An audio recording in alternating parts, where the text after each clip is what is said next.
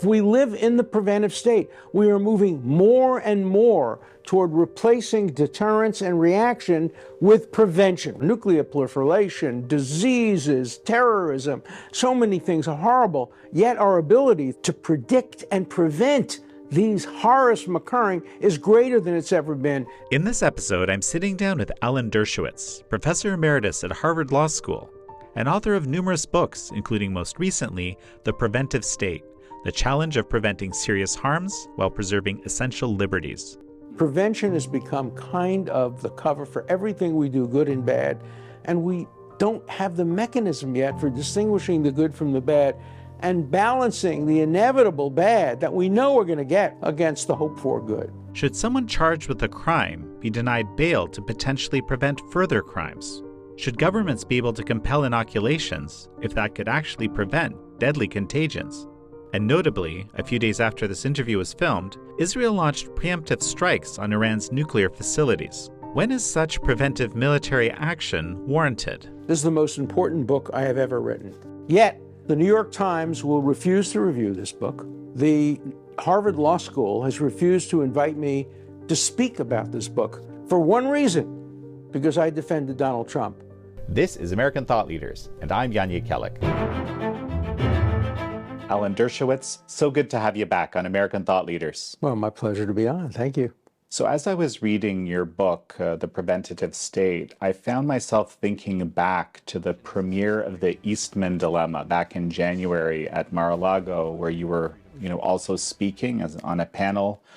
What struck me was that, a lot of the people that were engaged in the various kinds of lawfare that we've seen are kind of in the, let's say, in the mentality of this preventative state. They're trying to stop something that they believe is a terrible evil, right? Your book is actually trying to address this sort of question. So why don't we start there? Like, what is the preventative state and that's rising up, and why would people be trying to do this, and why would they be willing to run roughshod over the law to do it? Almost everything bad that has ever been done in our world has been done in the name of prevention. Hitler said he was trying to prevent the spread of Bolshevism. The Japanese were trying to prevent the United States from attacking Japan when they bombed Pearl Harbor.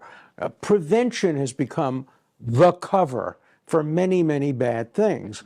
On the other hand, prevention is absolutely crucial. If we could have prevented 9/11, if we could have prevented Pearl Harbor, if Israel could have prevented October 7th, oh my God, what a better world we would have if we could have prevented the spread of COVID, if we could have prevented so many horrible things that have happened in this world without diminishing the civil liberties and civil rights of people. It's perfect. It's perfect. It's utopia. But we don't live in utopia. And we have to make trade-offs all the time. And there's no jurisprudence for that trade-off. We live in the preventive state. We are moving more and more toward replacing deterrence and reaction with prevention. Why? First, the dangers are greater than they've ever been before. Nuclear proliferation, diseases, terrorism, so many things are horrible. Yet our ability through artificial intelligence and other means to predict and prevent these horrors from occurring is greater than it's ever been. And so it's a clash. It goes back to Benjamin Franklin. Those who would give up substantial liberties in exchange for a little bit of security deserve neither. But sometimes you have to give up a little bit of inessential liberty to gain an enormous amount of security. And that's what the preventive state's all about. Well, so here's what I keep thinking about. The law can and is being contorted. I mean, I think you coined the term guerrilla lawfare, if I recall correctly. And, there's one case in my mind right now, this case against Trump, which is dubbed the Trump hush money case. And so I think you described it as the worst case you've seen in 60 years. That's right. So, okay, explain to me what happened in this case, first of all. Yeah. What happened in the Trump hush money case is exactly what happened, not in degree, not in kind, but in a parallel manner to the conversation between Lavrentiy Beria, the head of the KGB, and Stalin. Beria said to Stalin, "Show me the man and I'll find you the crime." And that's what the Attorney General of New York and the District Attorney of Manhattan decided to do. They campaigned on the issue of getting Trump. I wrote a book called Get Trump. I didn't invent that title. That was invented by Letitia James, and it was used by Alvin Bragg. Alvin Bragg went through the case books, went through every statute. I gotta find something to prosecute Trump. I promised I would. He couldn't find it. He couldn't find it. And so he made it up. He created a new crime out of whole cloth. No reasonable criminal lawyer could have told you that failure to disclose that the hush money was paid to keep her quiet rather than as a legal fee to settle the case. Nobody could have told you that that would result in a criminal prosecution of the kind that was directed against Donald Trump. He made up the crime in order to get the man. That's un-American, that's unconstitutional, and it's just plain wrong. There's this other dimension, and I think this is actually highly relevant to, I think, the case you're making in the preventative state, is that there's this media involvement. I mean, there were articles upon articles. There's a whole team at the Wall Street Journal that was kind of creating the sense that this is a huge problem and needs to be prosecuted. Almost, I mean, I don't know what you think about it, almost to be used as a pretext for prosecution. The Democrats, even some Republicans, were determined to get Trump. They couldn't figure out how to do it. So they tried everything. They tried going after his real estate. They tried claiming that Mar-a-Lago was worth $18 million. I would have bought it in a minute for $18 million with a group of friends. We would have sold it for $1 billion. They went after him in every possible way, and they couldn't find the criminal case. And so they made one up. And I'm hoping that the appellate courts in New York will see through this. But the appellate courts in New York are elected mostly by Democratic majorities. So I'm not completely confident that the appellate courts in New York will reverse the conviction. I am completely confident that if the Supreme Court were to take the case, it would reverse it probably 9-0. You described the preventative state as a kind of Minority Report scenario, or the rise of it. And of course, Minority Report is actually one of my favorite films, very, very familiar with it. The idea that you can predict crime ahead of time and solve it ahead of time, you know, create, again, this perfect, I suppose, utopian vision. Explain to me why it's actually a Minority Report scenario that you're describing. Well, I coined the term preventive state, and I taught about it for years before the film Minority Report. In fact, when Minority Report came out, I showed the film in my class because I was saying these things for years. People have tried to predict crime from the beginning of history. I had two colleagues at Harvard, Sheldon and Eleanor Gluck, who had become famous around the world for creating a mechanism for predicting criminal behavior by young juveniles based on their activities and attitudes when they were 3, 5, 7 years old. It proved not to be accurate. Yes, they could predict some people that would commit crimes, but they had many, many what I call false positives. That is, there were many people they pointed to and said, "You're going to be a criminal when you grow up." And they turned out to be perfectly reasonable people. In fact, what the Glucks were predicting was activism, was energy. And for certain people in certain backgrounds, when you're active and energetic, you'll grow up to be a criminal. In other backgrounds, you grow up to be a hedge fund guy. Let me jump in here for a moment. We're watching these, what appear to be, incredibly violent riots happening in LA right now. And there's a lot of debate whether or not it's appropriate to use the military, the National Guard, to deal with them in the context of, I guess, police being limited in terms of what they can do by the people that are kind of governing them. Sure. How do you view this whole scenario? Obviously, those who advocate the sending in of the federal troops are doing it on preventive grounds. And they're going to say it's self-proving. They're going to say, see, as soon as we sent in the troops, there wasn't a lot of rioting and violence. And the opponents are going to say, see, there was never any violence. You shouldn't have sent in the troops. Nobody will ever know the answer to the question, Did the sending in of federal troops prevent or did it exacerbate the situation? That's the kind of dilemma we face often when we engage in preventive activities that do involve the taking of rights. Except that was quite a bit of violence, Yeah, and it's yeah. kind of documented. But did it get worse or did it get better? That's the question. But I think the problem is, again, I'm going back to media here, right? Is that a great number of media minimize that, and right? Look, we don't have media in this country. We have Pravda on both sides. So the anti-Trump people in the media all said everything was hunky-dory, everything was fine, there were a few nonviolent protesters, and then the federal troops came in and it all went bad. The other side is saying exactly the opposite. There was horrible violence, there were breaking of windows, there was smashing of cars, there were burning of this and that and the other thing, and if the troops hadn't come in, it would get worse. So you're going to get the media presenting their narrative. And tragically in America, there is no Walter Cronkite. Walter Cronkite could not get a job today in the American media. He was too balanced. He was too fair. Today, you want to hear what you want to hear on the channel you pick. You want your news. You want your narrative. And so we can't get at the truth through the media.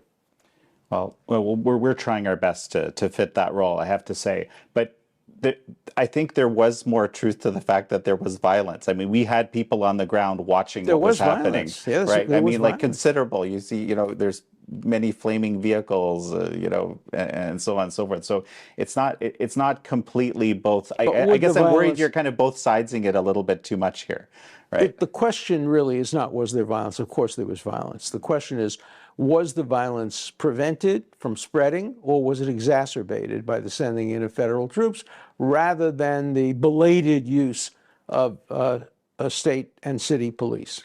Relevant to your book here, there's this sort of, you describe a kind of balance that you're trying to strike in jurisprudence. You in a fair society with the rule of law, you really don't want to basically incarcerate or punish the wrong people, which of course will happen sometimes. But you can also, your balance can go way off on the end to one side there, and you can kind of release all sorts of people which are more likely guilty just to avoid incarcerating even one person, right? And it's sort of, when I look at what's happening in cities like LA and so forth, it's like we're way over on that side of things. Let's be very clear. We have a motto in the law: better 10 guilty go free than one innocent be wrongly confined. We don't believe it. We don't believe it. We're full of it. That nobody believes that it's better for 10 murderers to go free than for one innocent person to be wrongly convicted. In fact, many people believe the opposite. Better for 10 innocent people to be confined than for a guilty person to go free. But clearly we have some sense of a ratio, some sense of, if we're going to make a mistake, it's better to make the mistake of freeing an innocent person who was wrongly convicted than of convicting of guilt a person who was innocent. We don't have even that kind of primitive jurisprudence for prevention. Would it have been better to confine 100 people, 50 of them wrongly, in order to prevent 9/11? If we could have prevented 9/11, the killing of 2,000 wonderful Americans, by incarcerating 100 people, 50 of them wrongly, virtually every American would say, let's do it. Just going back to the LA situation, again, I mean, I feel like this is an example of something we've seen repeatedly over recent years, this type of scenario, right? If you have this, and you have, famously, you have your shoe is on the other foot test, right? And there's a sort of, I mean, I think we've been able to document this at the Epoch Times, unequal application of justice, and including examples which you gave. If you're trying to govern, right, how do you deal with this sort of situation? Here's the problem. When you fail to anticipate, predict, and prevent a horrible event, you're going to overreact. After Pearl Harbor, we should have prevented it. We could have prevented it. What did we do? We locked up 110,000 Americans of Japanese descent. Way overreaction. What did we do after 9/11? We passed the Patriot Act that resulted in torture and improper behavior toward people. Some people argue, I don't happen to agree with this, but some people argue that after Israel failed to prevent October 7th, they reacted in Gaza. The historical proof is that when we fail to prevent, we overreact in response. Well, I'm just thinking of a really great example of this right now. We're thinking about the Chinese Communist Party's Thousand Talents program and its ability, essentially its strategy to be able to weaponize any Chinese national on American soil for its own benefit, either through coercion, either carrots or sticks. And that's just the reality. Students, everyone, right? So how do we respond to that, right? This is a serious question, right? Because it has been abused in enormous ways up to now. No question that attempts to restrict the visa on students is preventive. We're trying to prevent terrible things from happening, including the Chinese Communist Party benefiting from sending students to places like Harvard. Are we overreacting? That's a question that in a democracy, the people should decide. There's this general trend, and this is what you describe very well.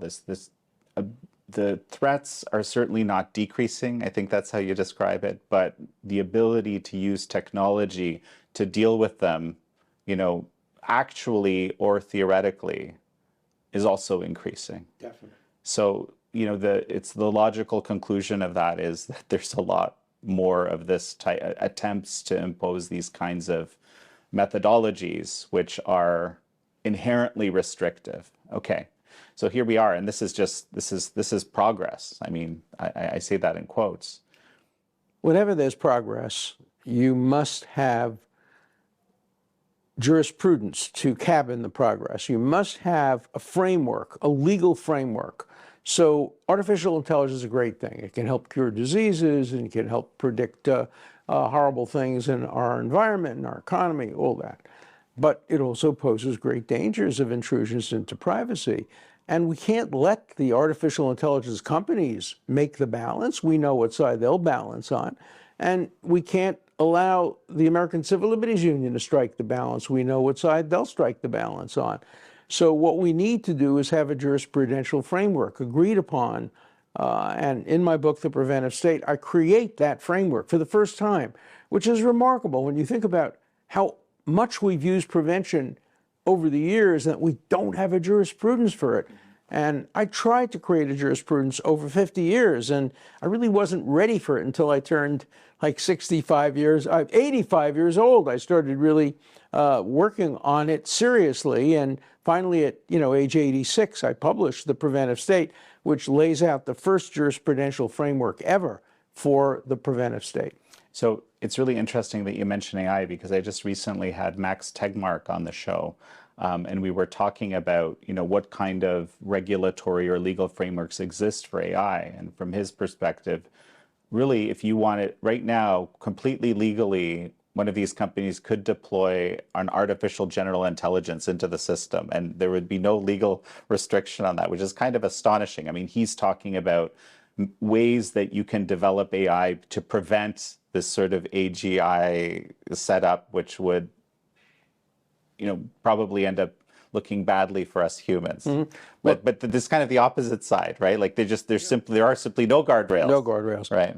The struggle for liberty never stays won. It's not static. It's always going to be ongoing, because the framers of our Constitution couldn't have anticipated AI. They couldn't have anticipated genetic changes. They couldn't have anticipated much of what we take for granted today. And so we need a constitutional framework that takes into account these new developments and asks the question, what would the framers who had a philosophy of how to balance, what would they say if they knew about this new threat to liberty and this new attempt to achieve security? What would Benjamin Franklin have said about it? What would Thomas Jefferson have said about it? We have some clues in their writing. I collect the writings of Thomas Jefferson. I own one of the most important letters he wrote about freedom of speech and why we have to err on the side of allowing more freedom, even if it may cause some crimes. I have letters from Benjamin Franklin which elaborate on his theory that you should not diminish substantial liberties to gain a little bit of security. We know what George Washington thought about inoculating the troops against smallpox during the Revolutionary War. We have hints, we have ideas. We get ideas from the Bible too. In the book of Ruth, it starts with an interesting and provocative statement. When the judges ruled, there was famine in the land. A kind of warning against having too much power in judges to make policy decisions. So we have a lot of historical background, but we have to make the decision for today and tomorrow. Can you give us just a general picture, and then we'll use a few examples, right? I love pandemics because this is something I've thought a lot about over the last 4 years. But what is the general idea? Is it just balancing the trade-offs between security and liberty, or is there something else? My first contribution, and I think it's a major contribution, and President Larry Summers of Harvard agreed it was a major contribution. I was the first academic ever to bring together all these preventive issues. So in the same volume, in the same jurisprudence, I deal with preventing the spread of illnesses and preventing the spread of nuclear weapons, denying people bail before they're convicted of any crime, and preventing terrorism. I bring them all together, medical issues, political issues, legal issues, to create a general framework for how we balance our need to prevent horrible occurrences against the need to also prevent intrusions by government and now by big corporations on our privacy and other important rights. You know, there was very, very severe restrictions imposed on most countries, in fact, right? And especially in the U.S., and certain states much more so than others in the U.S.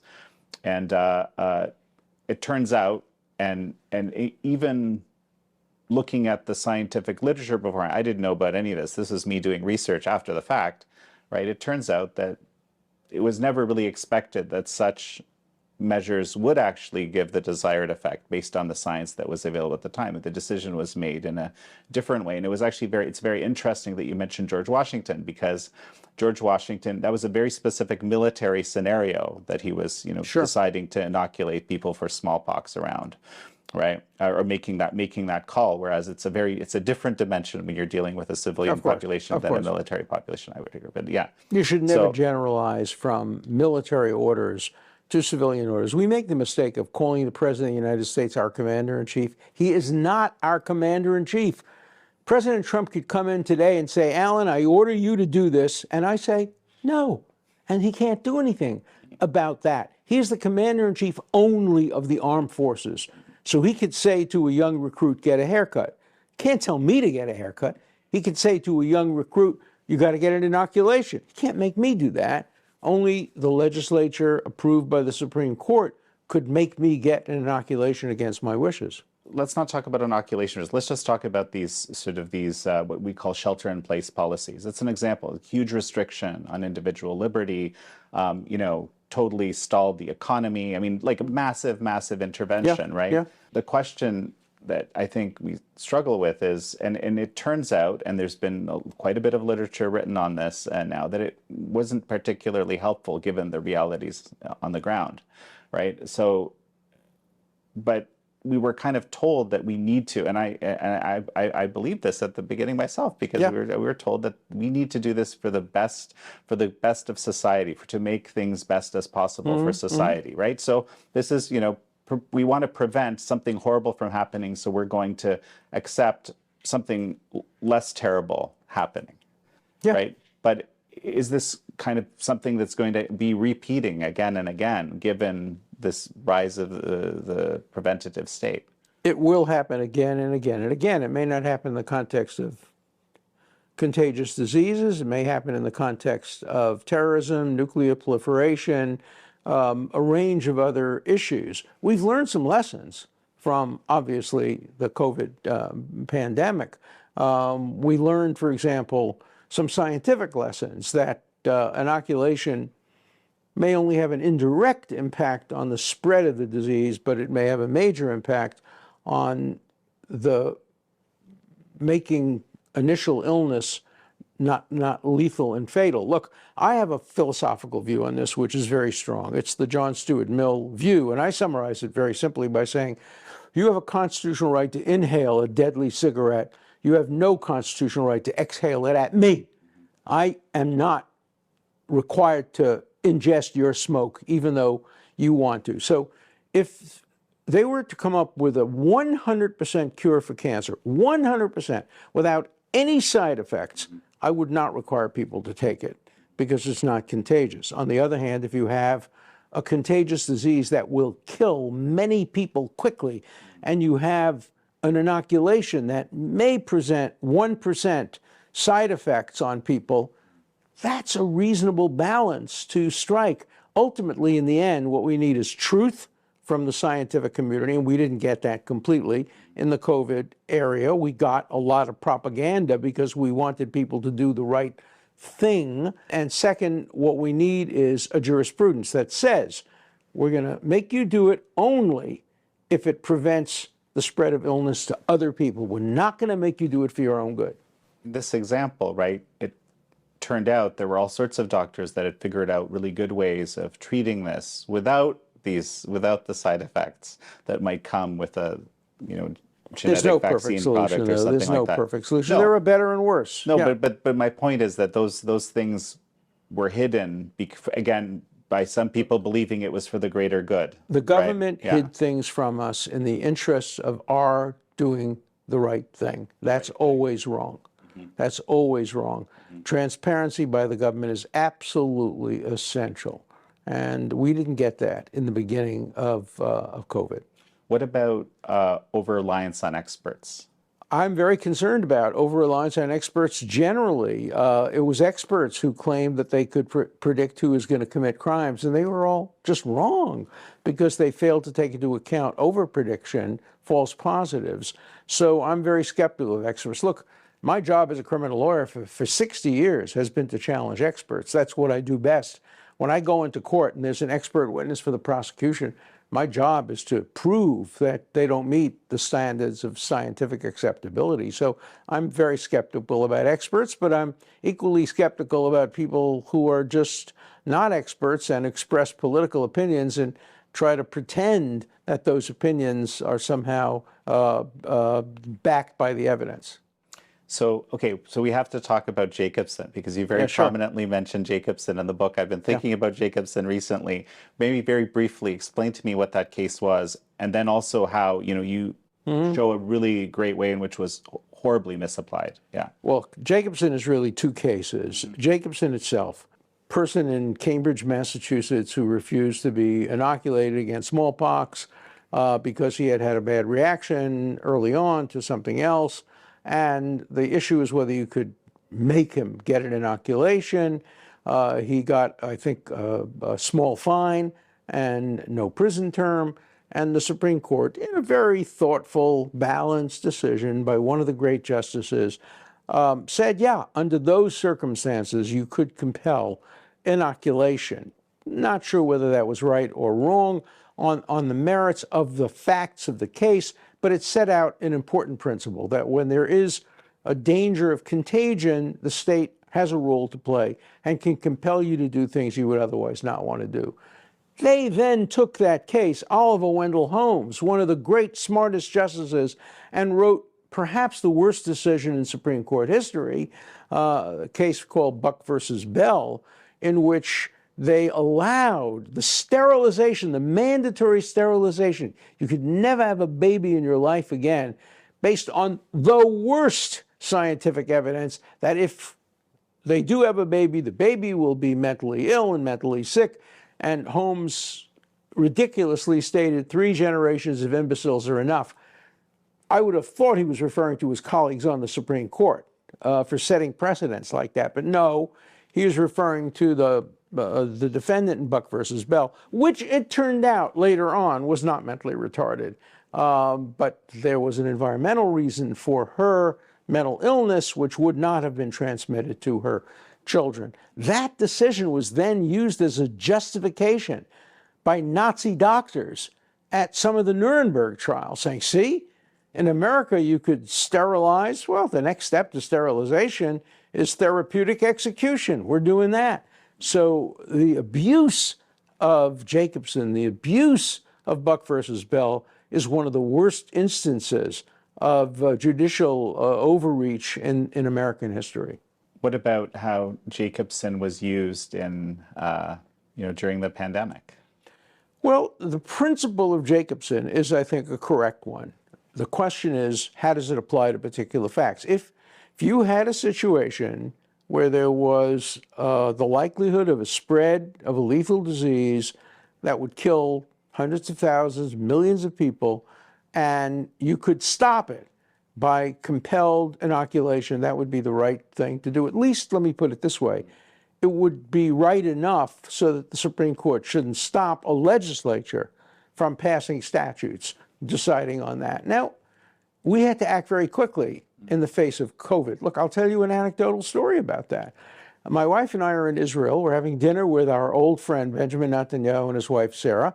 And I say to both Benjamin and Sarah, Bibi and Sarah, oh, you have to congratulate us. Our daughter is coming to Israel in a few days to get engaged.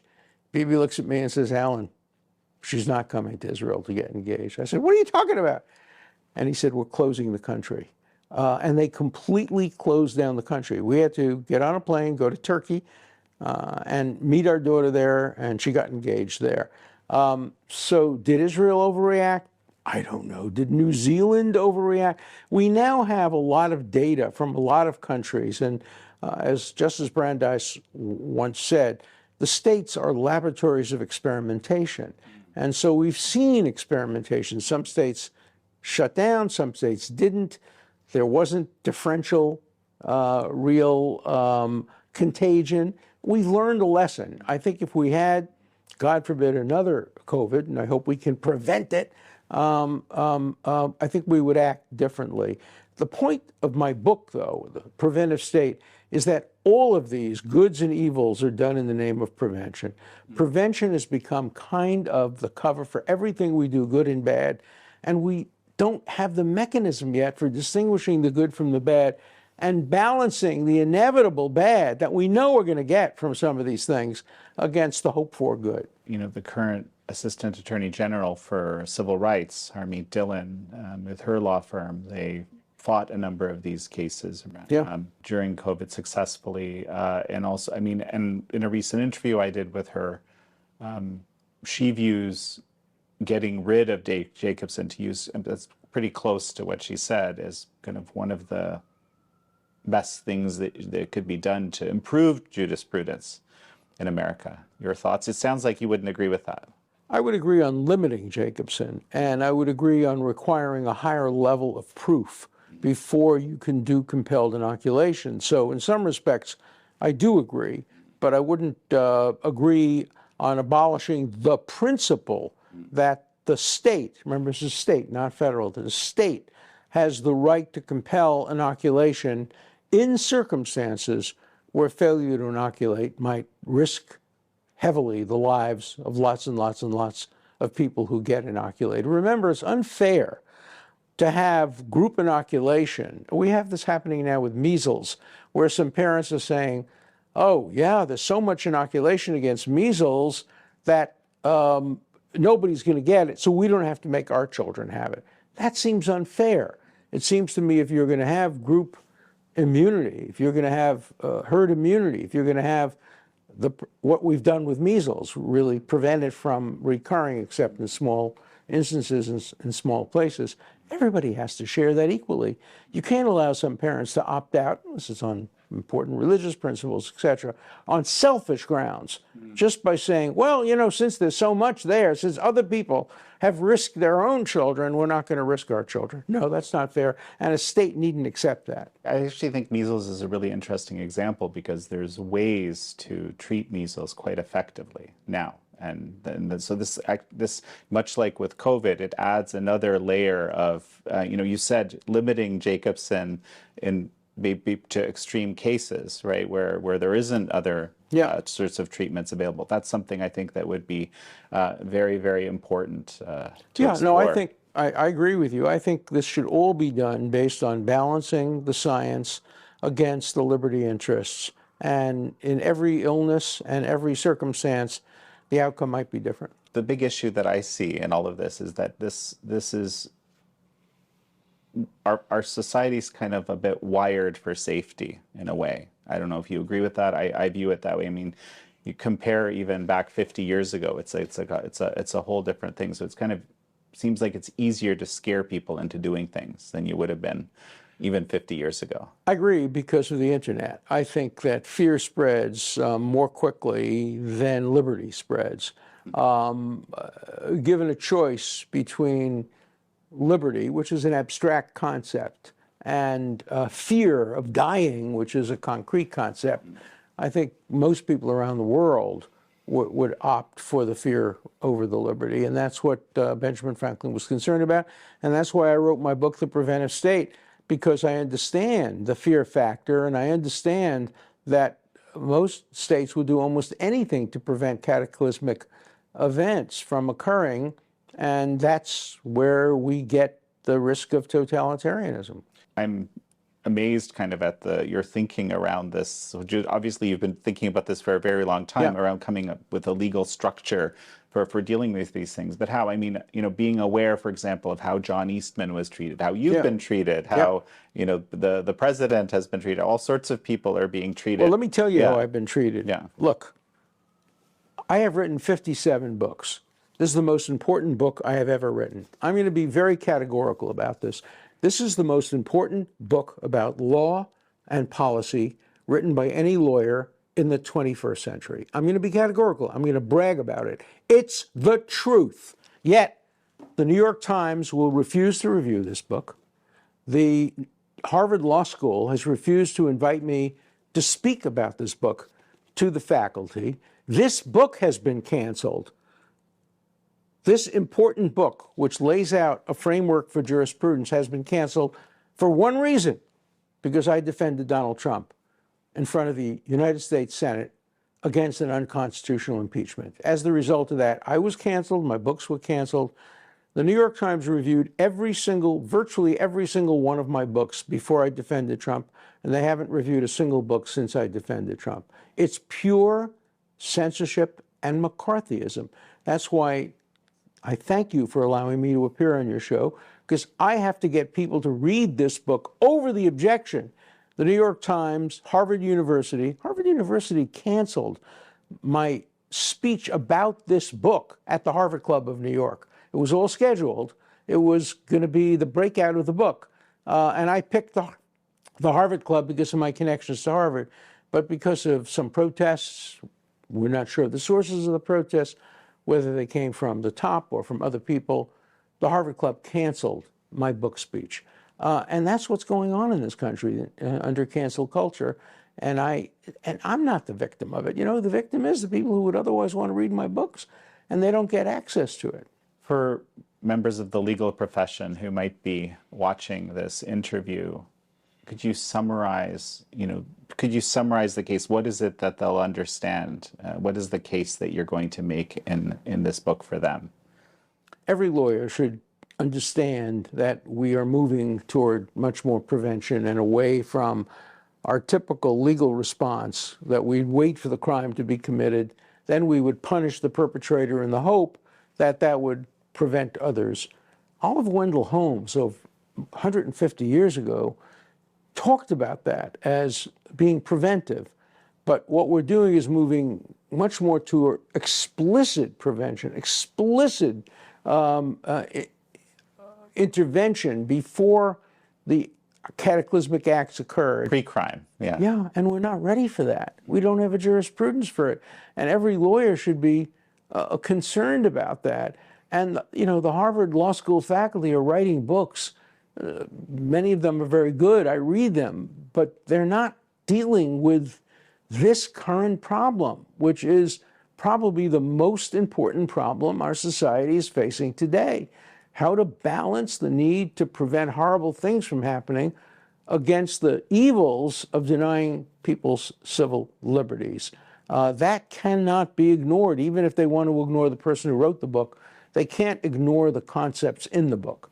Do you want to perhaps use an example to explain to me how this framework might be used? The United States and Israel are facing a very, very difficult decision whether to bomb Iran's nuclear facilities. and they should learn from what we failed to do in 1935. In 1935, Britain and France could have prevented the spread of Nazism and World War II, the Holocaust, and the killing of 50 million people, including 6 million Jews. Could have prevented it. That's not me speaking, that's Goebbels speaking. Goebbels in his diary said, if France and England had invaded, declared preventive war, and said, look, you're violating the Versailles Treaty, we have to come in and destroy your military, Nazi Germany would have been defeated. It would have cost maybe 10,000 lives, and whoever did it, whether Winston Churchill would have been the prime minister at the time, whether he would have done it, would be regarded as a warmonger, just the way Netanyahu would be regarded as a warmonger if he now attacked Iran's nuclear reactor. But he would have saved 50 million lives. Nobody would ever know that because history is blind to the future. Right. You have to ask the question, what are the potential dangers of Iran getting a nuclear bomb? How likely is it that they will get the nuclear bomb? How likely is it that they will get it if there's a deal that isn't perfect but a little better than the current deal? What would be the costs of an attack on the nuclear reactor? After all, Israel succeeded in destroying Iraq's nuclear reactor and Syria's nuclear reactor with one death total. And who knows how many lives they would have saved if American troops had gone into Iraq and been greeted by nuclear weapons. The deaths could have been catastrophic. So it's a question of how to strike that balance. Now, international law doesn't give us very much on that. It gives us a concept called proportionality, which I write about in the preventive state. Proportionality just says, if you're taking a military action that you know may kill civilians, you have to analyze the number of potential civilian casualties have to be balanced against the value of the military target. Now, giving you an example that just happened. Israel bombed a hospital in Gaza. 16 people apparently were killed, innocent people were killed. But 10 terrorists, including 2 heads of Hamas, were also killed. And the only way of killing the 10 terrorists, including the leader of Hamas, was to bomb the hospital. Was that an appropriate trade-off? Was that proportional in international law? The answer is yes. It was proportional. If you had to kill 200 people, that would be different. If you were killing 10 people to get 1 terrorist, that would be different. These concepts of proportionality are very subjective. They're very hard to put into a jurisprudence, but they're essential. So I don't know enough about the military calculations to give an answer. All I can do is help provide a framework. But let's apply it to a simple case. You get somebody who's arrested for a crime, armed robbery, and we have to decide what to do with that person in the meantime. You know, the history of the world takes place in the meantime. In the meantime. The meantime is the time between the arrest and the time that he could have a trial. That could be 6 months. So you have to decide what to do with him during the 6 months. He's presumed innocent. He may not have done it.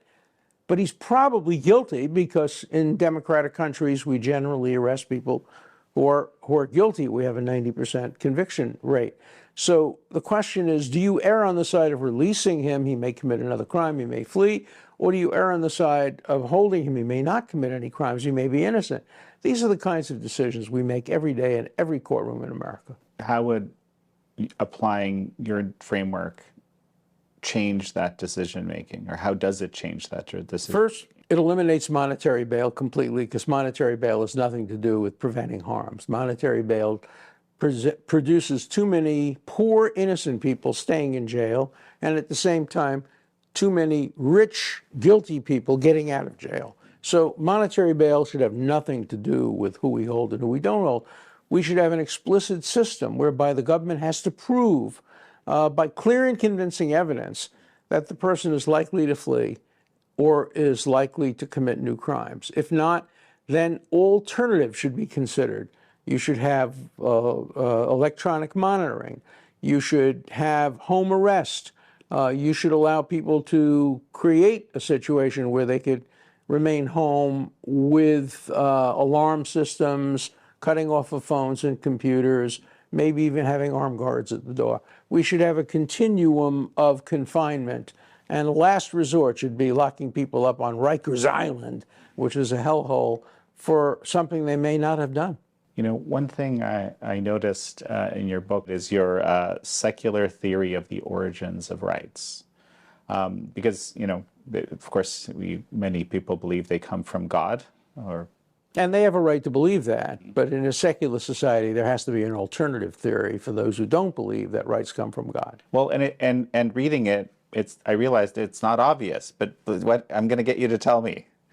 Well, for me, rights come from wrongs. That is, if you look at almost every fundamental right that we have in our society today, it's a reaction to what we recognize was something horrible we've done. The 13th, 14th, and 15th Amendments, which are the basic core of our civil liberties, grew out of the wrongs of slavery in the Civil War. The constitutional amendments that provide for women's rights grew out of the wrongs we did to women. The human rights programs after the Second World War grew out of the Holocaust. So human beings are capable of doing something animals are not capable of doing. We're capable of honestly assessing our mistakes and changing them. And so rights come from a recognition of wrongs. Well, and to your point, I think the First Amendment came from religious persecution. Of course. Right? Yeah. Of course. Religious persecutions, but also persecutions by the king.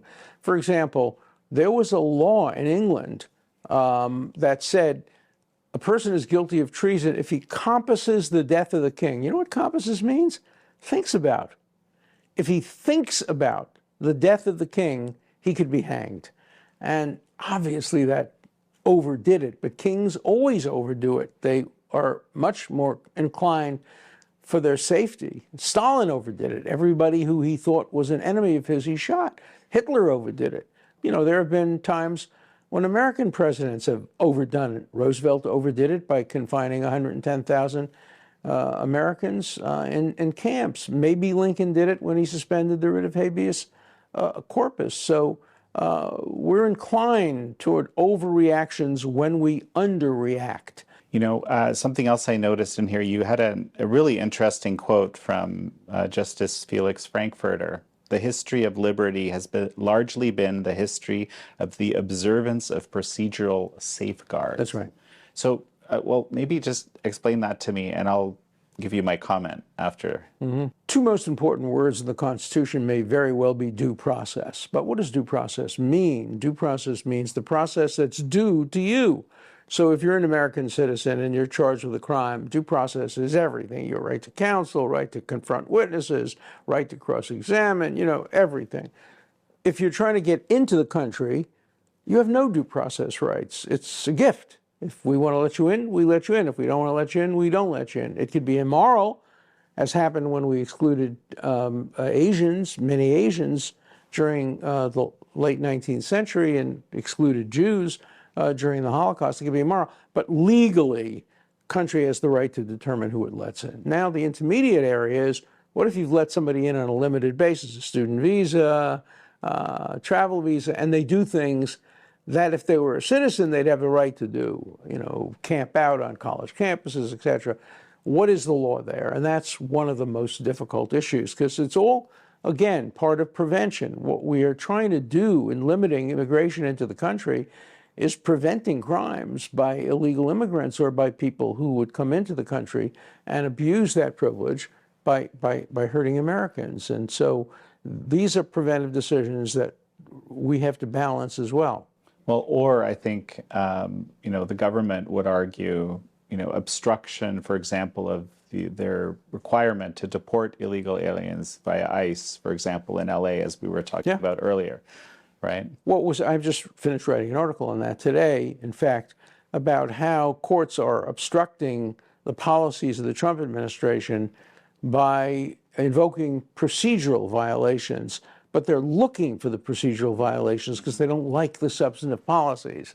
So there's a lot of hypocrisy there. Well, it's this contortion. We're going back to this, contortion of the law. And so I'm not entirely convinced that, let's say we come up with a really great legal framework like yours, and I'm somewhat convinced it's a good one, right? As not being an expert, of course. What prevents that from being contorted as it's indeed being contorted? My point is, there's this there's a famous quote, right? This democratic republic only works for a moral people. I don't even remember who said that, but it's something of this A learned nature, hand right? once said that the Constitution survives not because of what's written in it, but because of what's in the heart and souls of people. When democracy dies in the hearts of men and women, it will die and no law can save it. There's a lot of truth to that. But having a legal framework does provide some safety. Look, Germany had a legal framework during the Weimar Republic, and it was just ignored by Hitler. In fact, Germany had a very good legal framework generally, and it was ignored, and that's always the risk. And nothing can be done to stop that. But having a jurisprudential framework makes it more difficult, particularly in a democracy where there are elections every 2 years, and Americans generally believe in the rule of law. And if a president were to absolutely flout a clear Supreme Court decision, I think that president would be hurt politically, and I think they know that. I think there is something that could be done. This is just, and let me throw something out there. You know, it's what C.S. Lewis would call educating around what C.S. Lewis called natural law, right? Like the things that, you know, since time immemorial, many societies have agreed upon as a form of moral, as a effective morality for you know, societal governance, successful societies. You know, perhaps that might help. No, I think it hurts. Let me tell you why. I'm not a C.S. Lewis fan. Part of the culture of the world for 2,000 years was subordination of women, subordination of blacks, double standards, depending on who you are.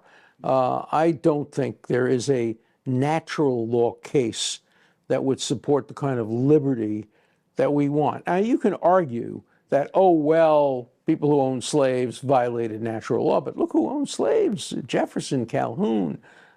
People in New York owned slaves. That was regarded as okay in the natural law. Catholics owned slaves, Jews owned slaves, Protestants owned slaves, atheists owned slaves. So you might say that's just an exception that proves the rule.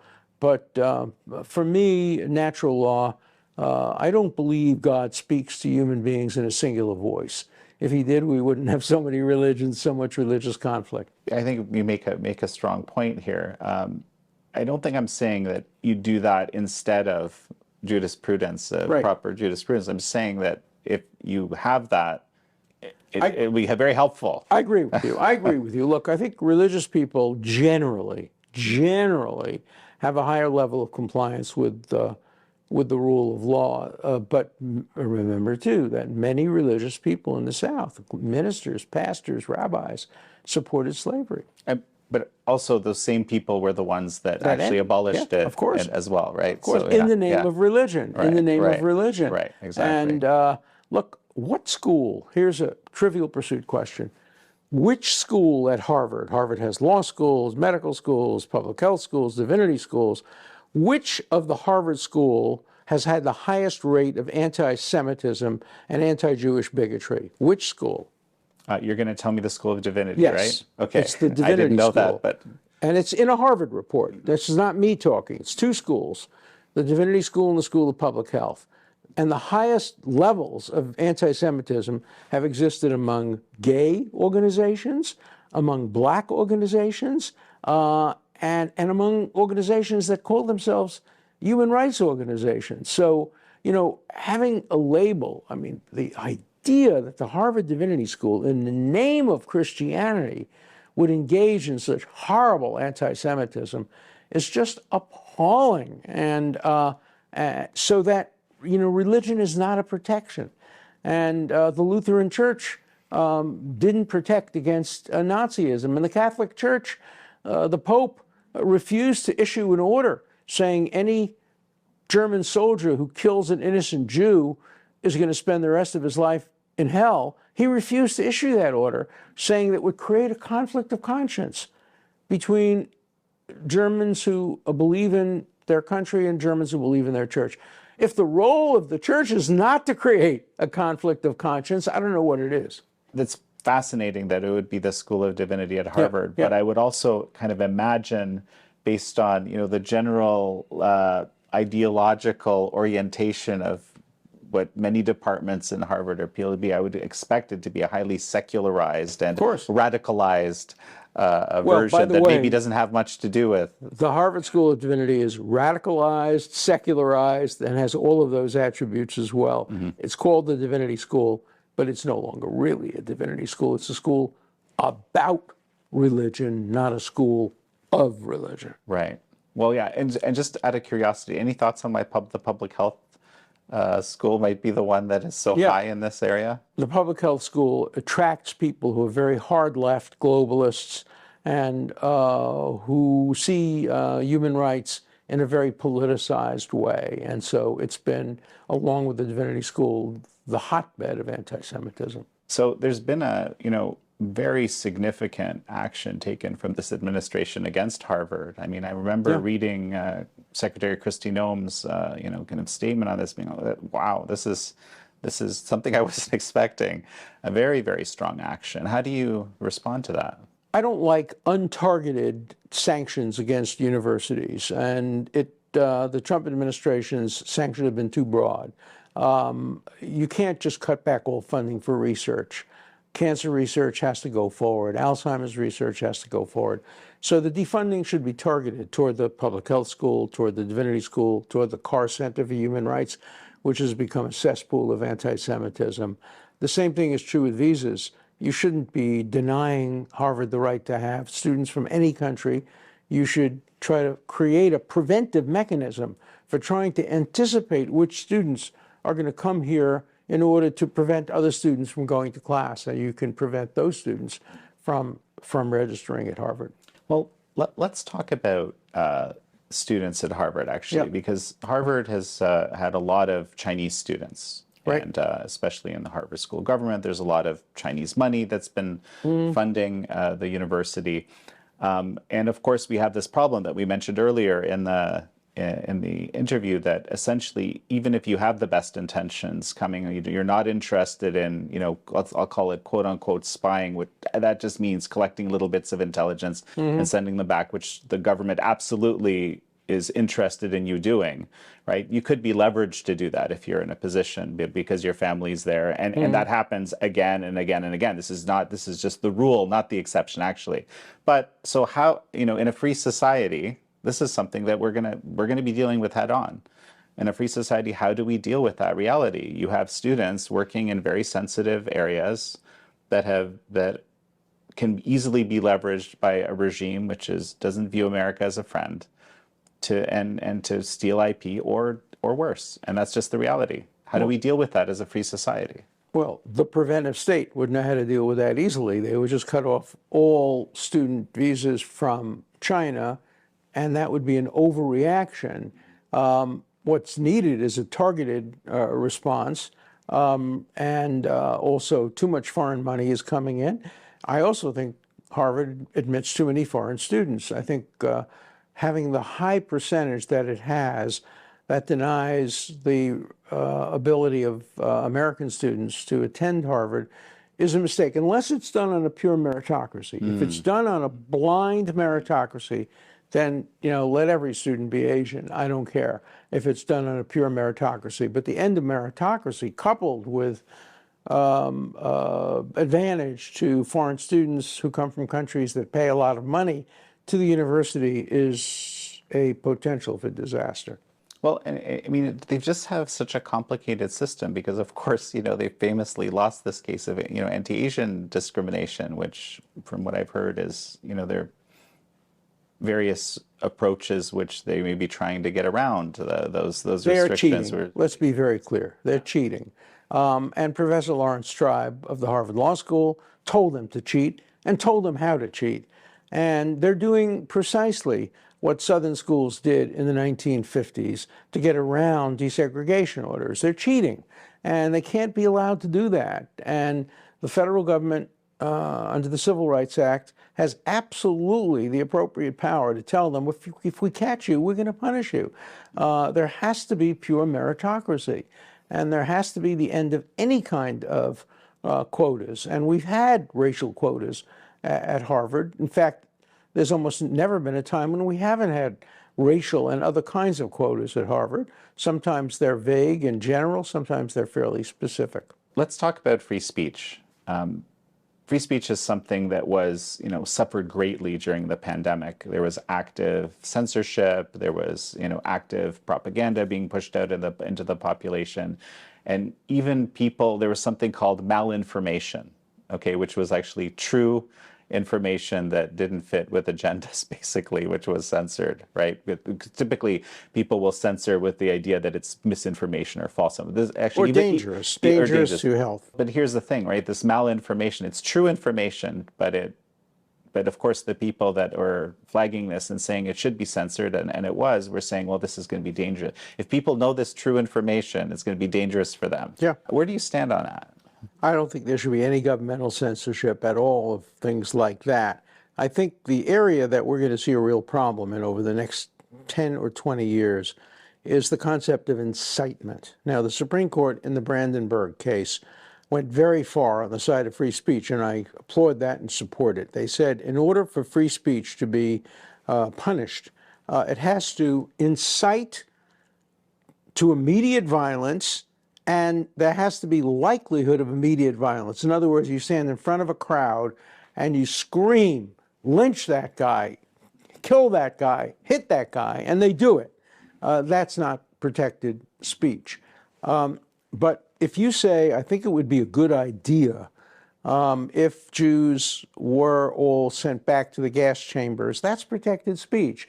It's not speech that would be accepted on college campuses any more than if you say, let's lynch all blacks, let's castrate gays, males. Well, one would hope, right? Yeah, that wouldn't be permitted on campuses. But under the Supreme Court Brandenburg decision, that all would be permitted free speech. I predict, and here I'm very hesitant about predicting, that over the next 20 years, the Supreme Court's going to reconsider Brandenburg on the issue of incitement and talk about the requirement of immediacy and maybe limit it a little bit based on what we've seen today on college campuses and around the world. Now, globalize the Intifada has obviously multiple meanings, but one meaning to some people would be do in America what the Intifada did in Israel, killing 4,000 people, many or most of them innocent. So the question also is, which interpretation prevails? In England, there was a case where a mentally ill person was holding a gun at a policeman, shaking, holding a gun, and there's a crowd, and somebody in the crowd yelled out, "Give it to him! Give it to him!" And the person shot and killed the policeman. And the question is, the person who yelled, "Give it to him," claimed that he was saying, give him the gun, give the police the gun, don't hurt anybody. But others in the crowd interpreted it as shoot him, shoot him, shoot him. And so you often have that problem. One of my first cases ever, I represented Bruce Franklin, a Maoist, Stalinist professor at Stanford University. I represented him on First Amendment ground through the American Civil Liberties Union on a pro bono basis. He had gotten up in front of an anti-war crowd of students and said, I think it would be a good idea for you now to take over the computation center and trash it, etc. And they did. And he was up for denial of tenure based on that, and we claimed free speech, that he was entitled to say that, and the school, a private university, ruled that it was not bound by the First Amendment, and they did fire him. He then went to Rutgers, where he continued to teach his ridiculous Maoism and Stalinism in the name of, in fact, he taught a course on Hawthorne and Melville, and the students entitled it Hawthorne and Maoville. He was who he was. What do you make of the increasing restrictions on speech, actionable with people literally being in jail, and I understand more than 1,000 people in the UK and some other places in Europe right now, and the response that the American administration is towards that? Well, I think what's going on in England and other countries is a very strong case for why the American approach of erring on the side of allowing more free speech, even if it's dangerous, is the right approach. But I think we're seeing a trend throughout the world toward a diminution of certain kinds of free speech, and I think that trend will ultimately catch up to the United States.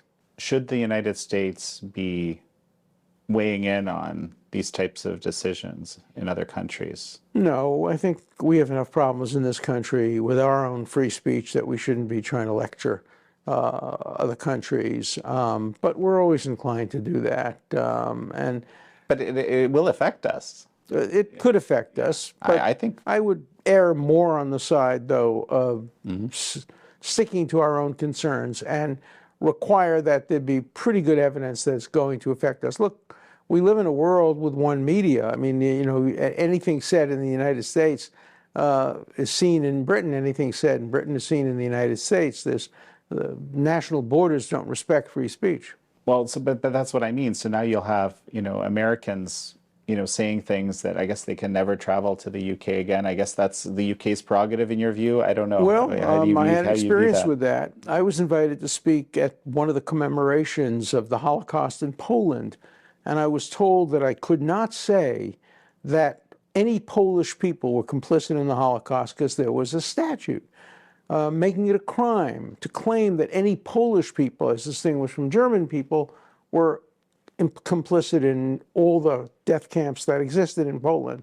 So I got up at the major university in Krakow, and I held my hands out, and I said, Polish authorities, please come and arrest me, because I am now announcing that there were many Polish people, including a priest, the most prominent priest in Poland, which were complicit in the Holocaust. There were also many brave people who were heroes, righteous Gentiles, etc. And I named some of them, but there were those who were complicit.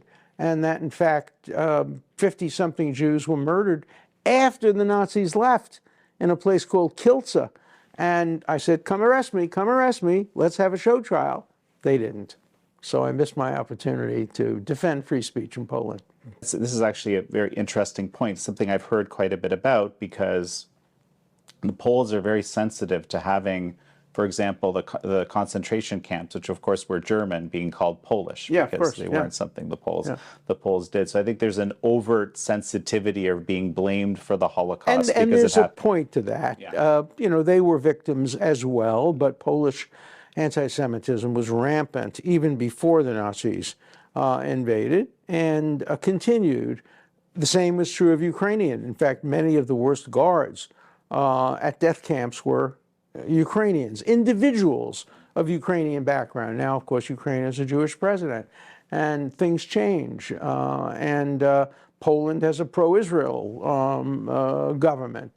So things change very quickly. Who could have imagined 50 years ago that Israel's two best friends in the Middle East, Iran, which is not an Arab country, and Turkey, which is not an Arab country, both Muslim countries, who could have imagined that the two of them have become Israel's worst enemies now, and Israel's previous worst enemies, Muslim Arabs, Saudi Arabia, Jordan, and others have become Egypt, more peaceful. So the world changes on a dime, and that's why you need a jurisprudence to come back to the preventive state, because the world changes so quickly, and because threats change quickly, and because our ability to predict threats change quickly.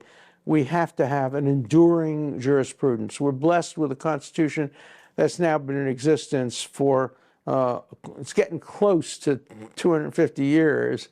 And what a great and enduring monument to liberty that's been, as imperfect as it is as a document. Well, and I believe we're supposed to be celebrating that greatly in the year to come, right? Yeah. 2026. Yeah. Well, Alan Dershowitz, it's such a pleasure to have had you on. My pleasure, and thank you for your excellent questions. And I really appreciate intelligent and thoughtful questions, so thank you.